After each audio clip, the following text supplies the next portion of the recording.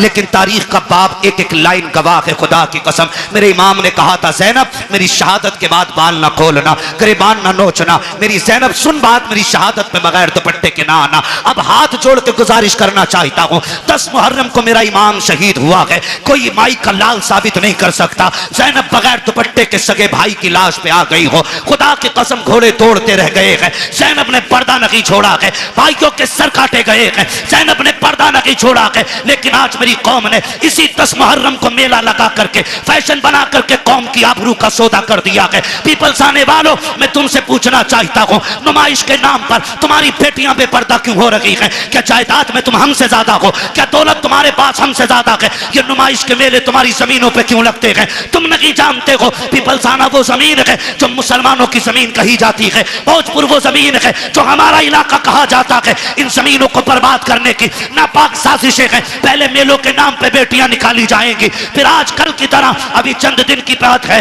भोजपुर की एक लड़की ने जाकर के, नाम कितना अजीब है, नाम फातिमा के, नाम बदल करके एक गैर मुस्लिम के बिस्तर को जाकर के गरम किया है। मैं पूछना चाहता हूँ, कौन सा जवाब देगो जाकर के सैयदा कायनात की बेटी को? अगर वो पूछेंगी, हम तो सगे भाई की लाश पर भी नंगे सर नहीं आ सके। तुम मेलों के बहाने निकल गई बगैर दुपट्टों के, तुम ताजियों के बहाने निकल गई, तुम बाजारों के बहाने निकल गई। तुम्हें खुदा का वास्ता है, बेटियों के पर्दों को लाजिम कर दो, शरीयत की हुदूद को लागू कर दो। अगर ये नहीं किया, एक दिन वो आएगा, बेटियां तुम्हें जहर दे करके जाएंगी और कोई बचाने वाला नहीं होगा। और रह गई अक्लमंदी की बात, रह गई दानाई की बात, तो याद रखना, कायनात में कोई भी मेरे नबी से बड़ा दाना नहीं है, मेरे नबी से ज्यादा होशियार नहीं है। अगर आका ने कह दिया पर्दा फर्ज है, तो फिर है, जो नहीं करेगा वो इज्जतदार नहीं बल्कि दुनिया से जलील हो के मरेगा। बहुत अच्छा, बहुत खूब माशाअल्लाह। या रसूल अल्लाह, जिक्र हुसैन का कॉन्फ्रेंस सरजमीन पीपल्स आना, हजरत अल्लामा मुफ्ती हम्माद रज़ा साहब क़िबला, नाराए तकबीर, नाराए रिसालत। बुरा तो नहीं लगा ना? मैं कोई नेता मंत्री भी नहीं हूं और मैं नेता मंत्री को कुछ समझता भी नहीं हूं, क्योंकि उन्हें वो जानते हैं जो उन्हें वोट देते हैं, मुझे वो जानते हैं जो नबी की बातें सुनते हैं। बेशक बेशक। मैं आपसे सिर्फ एक बात कहना चाहता हूं, ये नुमाइशें बंद करो। आप नहीं लगनी चाहिए आपके पीपल्स आने में, और तकलीफें बर्दाश्त करोगे तो सुनो, जब से तुम्हारा पीर का बाजार लगना शुरू हुआ है, इस इलाके में अय्याशी आम हो गई है। बंद करो ये तमाशे। हाँ, आपसे कहना चाहता हूं, खुदा के वास्ते दुख भी होता है, अपनों के बीच बैठ के ये रोना रोना पड़ रहा है मुझे। तमाशे बंद कर दो ये सारे, और बेटियों से बता दो जिंदगी बहुत ज्यादा नहीं है, 60 65 70 80 90 100 200, बस। अगर 1000 बरस की उम्र भी हो जाए फिर भी मौत आनी है। याद रखना, तारीख गैरत वाली माओं को याद रखती है, बेगैरत माओं को कभी याद नहीं रखती है। आज की न्यूज है, आज की, 8 महीने के अंदर एक गैर मुस्लिम ने एक मुस्लिम बच्ची से शादी करके उसे मार डाला है। 8 महीने नहीं रखा साथ में। बताइए, अल्लाह, यही हो। डॉक्टर इकबाल का वो शेर न सब लोगे तो मिट जाओगे हिंदी मुसलमानों, तुम्हारी दास्तान तक भी ना होगी दास्तानों में। किसी मंत्री किसी नेता के सिग्नेचर की जरूरत नहीं। अगर निजाम बदलना है तो नौजवानों को बदलना पड़ेगा। खुदा की कसम, ये मत सोचना ये निजाम पहले बरेली बदले तब हम बदलेंगे, नहीं, तुम खुद को बदलो, तुम्हें देख के जमाना खुद बदलना शुरू हो जाए। क्या बात है, बहुत अच्छा। वरना 2 रोजा कॉन्फ्रेंस नहीं, 10 रोजा भी कर लो, कोई इज्जत बचाने वाला नहीं आएगा। मैं आपके इलाके का हूं, आपको जानता हूं, आप मुझे जानते हो, इसलिए ये दुख कह के जा रहा हूं। बाजार के नाम पे तुम्हारे पीर बाजार में कितनी अय्याशी बढ़ा दी है, रोको इसे,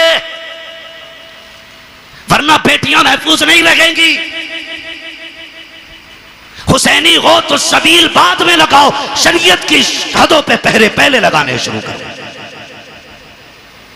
हुसैन बहन से क्या कह रहा, वो बहन जो खातून जन्नत की गोद में पली हो, आम नहीं। कहना रे मौलवी साहब तुम्हें तो यकीन ही ना, तुम्हें तो शक ही रहे सब पे, शक की बुनियाद। कसम खा के कहता हूं, ऐसी गोद आज तक किसी बेटी को नहीं मिली जैसी सैयदा ज़ैनब को मिली है। बेशक बेशक। ऐसा नाना किसी का नहीं है जैसा सैयदा ज़ैनब का है। और सैयदा ज़ैनब वो है जो 6 साल की उम्र में कुरान की कारिया बन गई थी।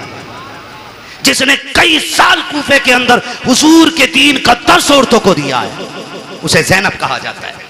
और अगली बात कह रहा हूं, बहुत गौर से मेरी बात सुनिए, उसे ज़ैनब कहा जाता, उससे हुसैन कह रहे हैं मेरी शहादत के बाद चादर न छोड़ना। हुसैन कहते हैं बहन मैं करबला जा रहा हूं, सब्र करना, दोनों की जिम्मेदारियां अलग हैं।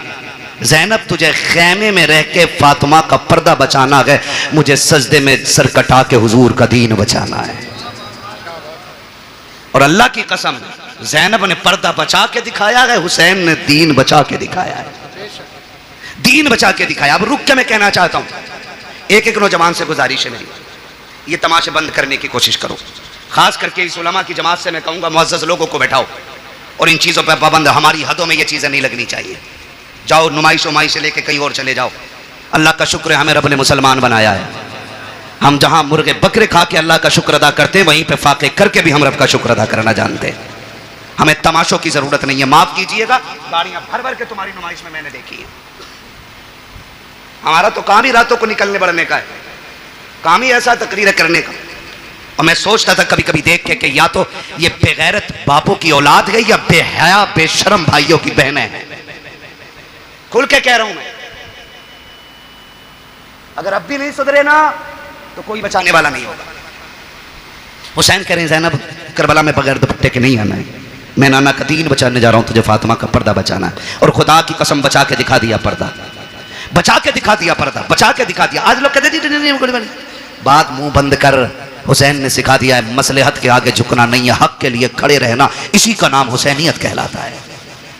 और करबला मुकम्मल जिंदगी है, इसको खाली एक सर कटाने का मसला ना समझिए। आप मुझसे बात करें तो मैं करबला पे जिंदगी के हर गोशे में बात कर सकता हूं, एक एक गोशे में जिंदगी। करबला बंदगी सिखाती है, करबला अखलाक सिखाती है, करबला तरीके सिखाती है, करबला जिंदगी गुजारने का सलीका सिखाती है। करबला ने बंदगी सिखाई है, करबला ने हुकूकुल इबाद सिखाया, करबला ने हुकूकुल्लाह सिखाया, करबला ने हुब्बे रसूलिल्लाह सिखाया। क्या क्या सिखाया है करबला ने। एक एक बात जो मैंने बोली है इस पर 2-2 घंटे चाहिए बात करने के लिए। बस आपसे इतना कहना चाहता हूँ, सुने करबला क्या है। बस आखिरी अल्फाज में मेरा हुसैन कहता मैं करबला जा रहा हूँ, तुझे खेमे में रह के दीन बचाना है, मुझे करबला जाके हुजूर की उम्मत बचानी है।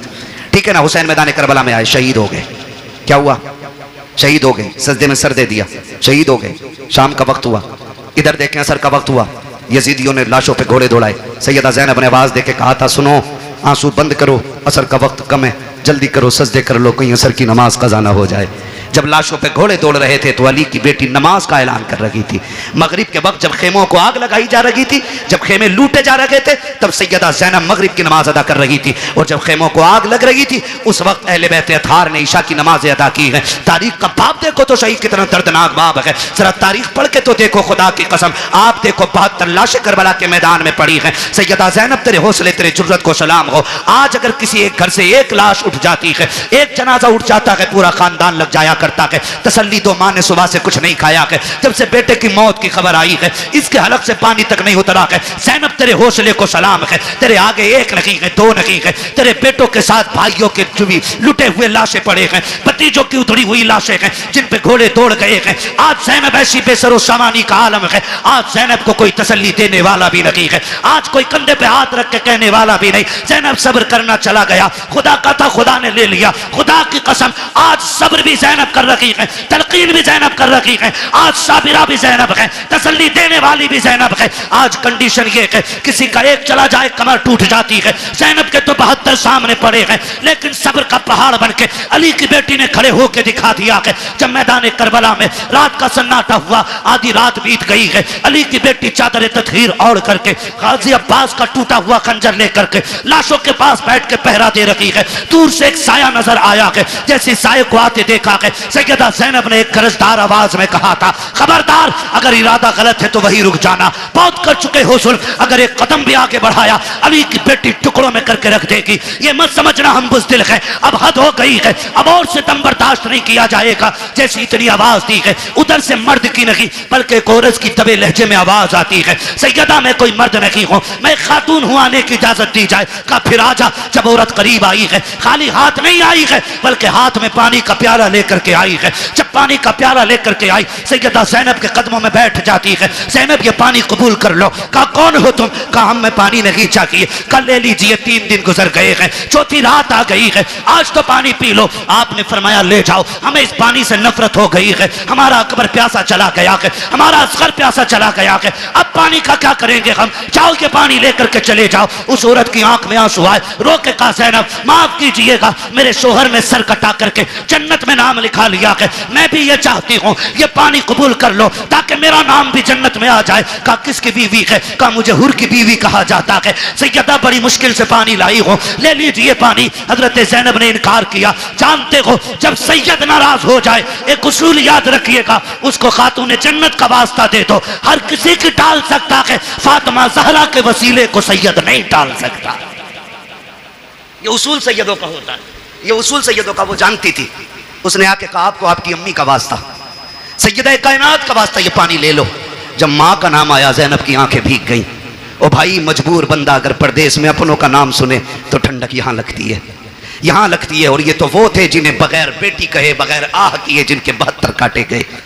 और पहली बार कोई कह रहा आपको आपकी अम्मी का वास्ता है, सैयदा कायनात का वास्ता, पानी ले लो। आंखों में आंसू आ गए। पानी का प्याला लिया और पानी का प्याला लेकर के आप खेमे की तरफ बढ़ी, जहाँ इमाम ज़ैनुल आबिदीन लेटे हुए हैं। गशी पे गशी आ रही है, तबीयत भी खराब है, बीमार हैं, और बाप की शहादत का गम, अकबर की शहादत का गम, खानदान के लुटने का गम है। जाके चंद छींटे पानी पे मुंह पे मारे। उठे इमाम सज्जाद का बेटा का जी फूफी का पानी पी लीजिए। का फूफी आपने पिया कि नहीं पिया है? कहती नहीं बेटे पहले आप पियो। का नहीं आप पीजिए। का नहीं तुम नहीं जानते हो बेटे, उसूल ये है जिस घर में छोटे प्यासे होते हैं उस घर के बड़े पानी नहीं पीते, पहले छोटों को पिलाया जाता है। इमाम सज्जाद, इमाम ज़ैनुल आबिदीन ने इतना सुना, कहा अच्छा फूफी तो लाइए। पानी का प्याला लिया। आप उठे हैं, पैर इस तरह से उठा रखे थे कि जमीन पे लकीरें बनती जा रही हैं। कहा बेटे किधर जा रखे हो? कहा फूफी आपने उसूल बता दिया है, जिस घर में छोटे प्यासे होते हैं उस घर के बड़े पानी नहीं पीते। कहा फिर किधर जा रखे हो? कहा मुझसे छोटी तो मेरी सकीना प्यासी है, इस पानी पे हक पहले सकीना का है। आप गए हैं, जाकर के हजरत सकीना को आवाज दी।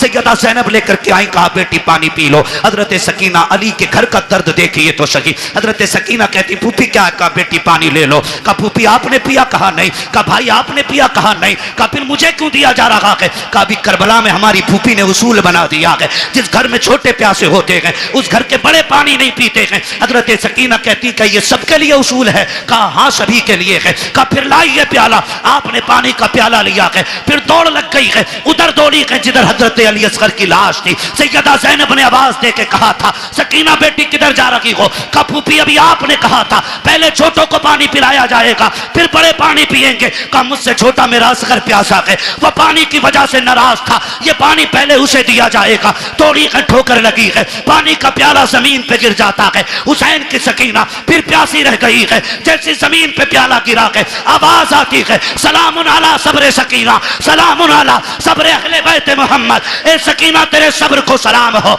नबी के घर वालों तुम्हारे सब्र की हिम्मत को सलाम हो। इसलिए हम कहते हैं अली का घर भी क्या घर है कि उस घर का हर एक बच्चा जिसे देखो वही शेरे खुदा मालूम होता।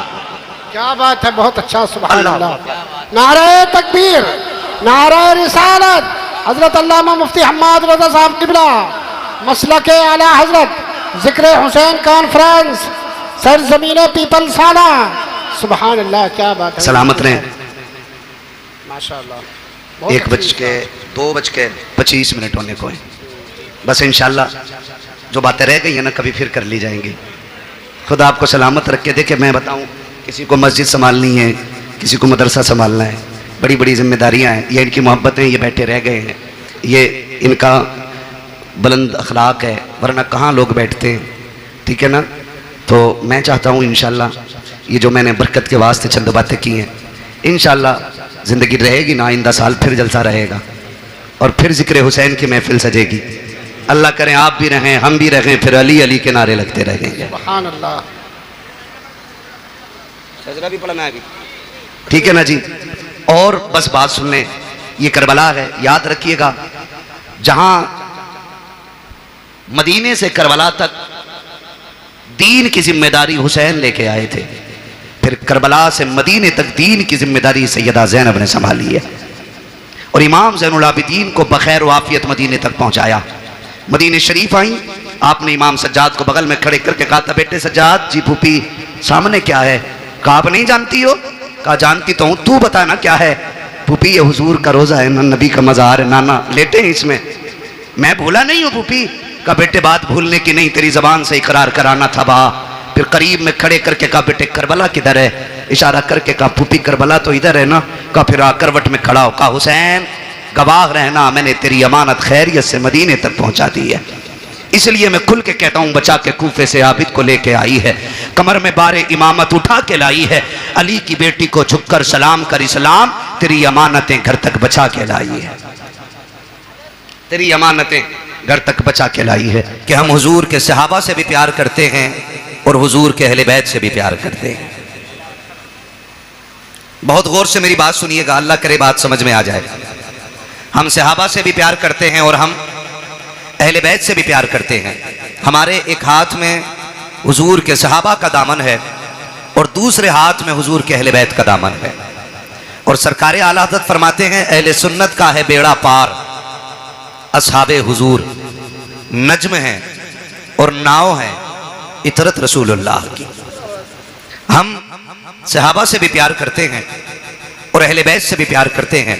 नौजवानों आगाह करना चाहता हूं, कुछ फितने बड़ी तेजी के साथ हमारी कौम के अंदर दाखिल होते जा रहे हैं। कुछ लोगों ने अहले बैत की आड़ लेकर के हुजूर के सहाबा के खिलाफ बकवास शुरू कर दी है और कुछ लोगों ने सहाबा की आड़ लेकर के अहले बैत के खिलाफ बकवास शुरू कर दी है।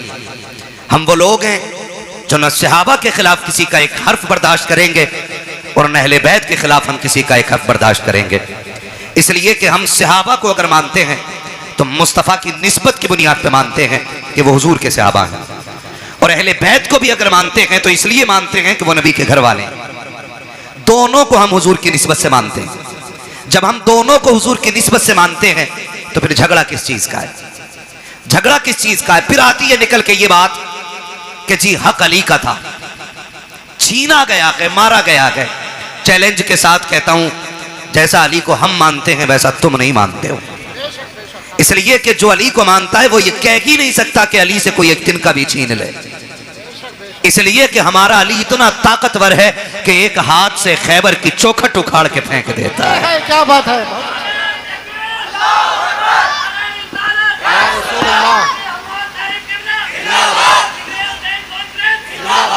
हमारा अली वो है जो एक हाथ से खैबर की चौखट उखाड़ के फेंक देता है।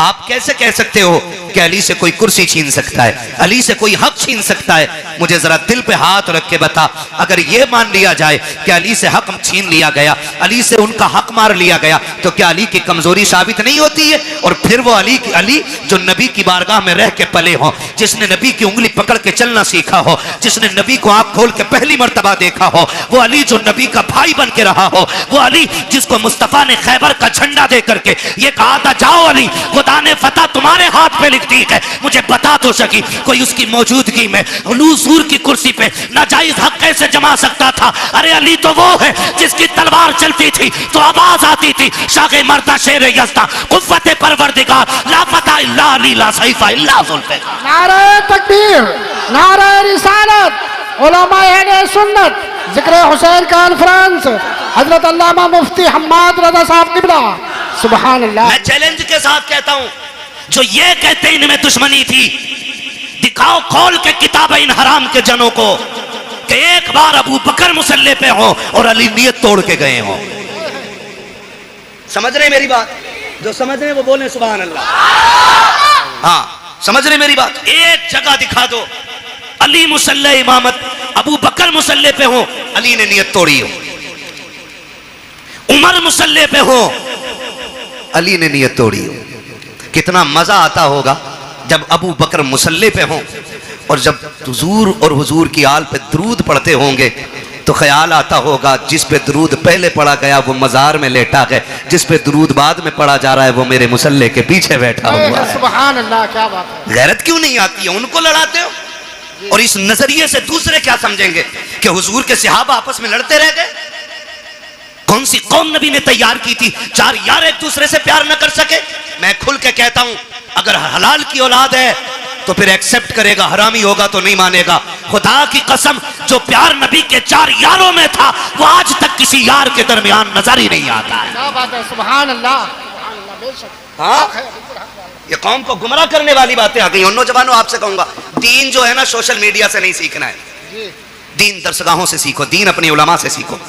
ये आपकी मस्जिद के अइम्मा है, ये घुने हुए पुराने लोग हैं, पुराने चावल हैं, इनसे आके पूछो ना, इनसे आके पूछो ना। हाँ, वही मैं कह रहा हूं। वो कह रहे हैं ना, इंजीनियर मेरा रहनुमा है। अब ये बताओ, प्लम्बर दीन बताएगा? तो बंद करा दे जाहिदी, रिजवी और बाकी मदरसे, जाओ फिर प्लास्टिक की दुकान पर जाके दीन सीखो। हमें इंजीनियर दीन सिखाएंगे? अल्लाह ने हमें दीन सिखाने के लिए बरेली का अहमद रजा अता फरमाया। सुभान अल्लाह। और जब वो मजार में चले गए, उनकी तसनीफात पढ़ पढ़ के सुनाने वाली ये जमात अल्लाह ने हमें अता फरमाई। सुभान अल्लाह। एक एक जवान से कहना चाहूंगा, गौर से मेरी बात सुनिएगा। जिस प्लम्बर की बात करते हो उसे कुरान पढ़ना नहीं आता है, पूछो ना कारी अहमद अली साहब कबिला से, कारी साहब कबिला से, कारी साहब कबिला से कुरान पढ़ा कैसे जाता? बेशक बेशक। ऐसे कुरान, ये तो एक ये अलग अलमियात है कि आज तजवीद को वैल्यू ही नहीं दी जा रही है। जी, इल्म तजवीद की वैल्यू ही लोगों ने खत्म कर दी। क्यों अल्लामा हाशिम साहब, ऐसा होता नहीं है? खुतबा पढ़ रहे, कौन है? बहुत बड़े हिंदुस्तान के खतीब हैं, कुरान ऐसा पढ़ते हैं कि जैसे कभी इन्होंने दरसगाह में जाके पढ़ा ही नहीं। सही बात है। ये भी कमियां है, जहां सीखना था वहां सीखा नहीं है। तो दीन हमें किससे सीखना है? किससे सीखना है भाई? अपने उलमा से दीन सीखिए। सोशल मीडिया पे कोई भी वेरिफिकेशन नहीं है कि सामने बोलने वाला कैसा है। सही बात है, बिल्कुल। कोई भी आपके पास क्लियरिटी नहीं है कि ये जो दीन बयान कर रहा है ये कौन है। और सही बताऊं, जब तक दीन सिर्फ दरसगाहों से या उलमा की महफिल से मिलता रहा है तब तक दीन महफूज था। जब से नेट पे सुना जाने लगा ना, नई नई तहकीकें आ रही हैं। मैं किसी तहकीक पे बात नहीं करना जानता, मैं एक बात जानता हूं, हमने अगर करबला के वाकयात की बात करें तो हमने करबला जलसों में बाद में सुनी है, चूल्हे पे बैठ के अपनी माँ से पहले सुन ली है। क्या बात है, यह है कि नहीं? हकीकत बताओ। हकीकत बात। हमने करबला माँ बाप से पहले ही सीख ली है, हम मिंबर पे बाद में सीखे हैं। हमारी माँ ने चूल्हे पे बैठा के हमें हुसैन का जिक्र पहले सुना दिया है। क्या बात है, सुभान। सुन लीजिएगा एक बात कान खोल करके, और सरकारी आला हज़रत को पढ़िए। मैं नहीं जाना चाहता किसी में कि फला किताब अलविदाया वन निहाया, फला किताब फला में लिखा पानी था। मैंने कहा तुम सारी किताबें उठा के लेके आओ, मैं बरेली का अहमद रजा उठा के लेके आता हूँ। वाह वाह वाह वाह वाह। तुम 4 किताबों के हवाले देते हो। अहमद रजा वो है कि जितना इल्म उसके सीने में था, आज सारी यूनिवर्सिटीज के अंदर उतना इल्म नहीं है। बेशक, हक बात है। और उसने लिखा, उस शख्सियत ने लिखा कि 3 दिन के भूखे प्यासे करबला में शहीद किए गए। जब उन्होंने लिख दिया तो अब तुम्हारी तहकीक तुम्हारे लिए और बरेली के अहमद रजा की तहकीक हमारे लिए। बेशक बेशक बेशक। मानते हैं इस बात को? जी बिल्कुल। चलूं आगे, मैं अगली बात करूं। हुजूर के सहाबा में कोई दुश्मनी नहीं? बोलो। नहीं। कोई दुश्मनी नहीं। खास करके 4 यारों में कोई दुश्मनी नहीं। कोई दुश्मनी है? वो कह रहा अली का पहला नंबर, इस नंबर पे वो बात करे जो इससे बड़ा नंबर रखता हो। जी। हाँ भाई, जी। इस नंबर पे वो बात करे। भाई इनमें ये वाले कारी साहब बढ़े, ये वाले बढ़े या वो वाले बढ़े, ये फैसला वो करेगा जो इन तीनों से बड़ा होगा। जी, हक बात है। बोलो। जी जी जी। क्यों नहीं बोल रहे यार? डर लग रहा है? नहीं डर रहे तो फिर बोलो यार।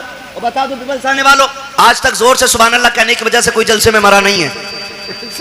सही बात है। इंशाअल्लाह जोर से सुभान अल्लाह बोलोगे तो मरेंगे नहीं इंशाअल्लाह। और जोर से सुभान अल्लाह बोलोगे तो बिजली का बिल भी ज्यादा नहीं आएगा।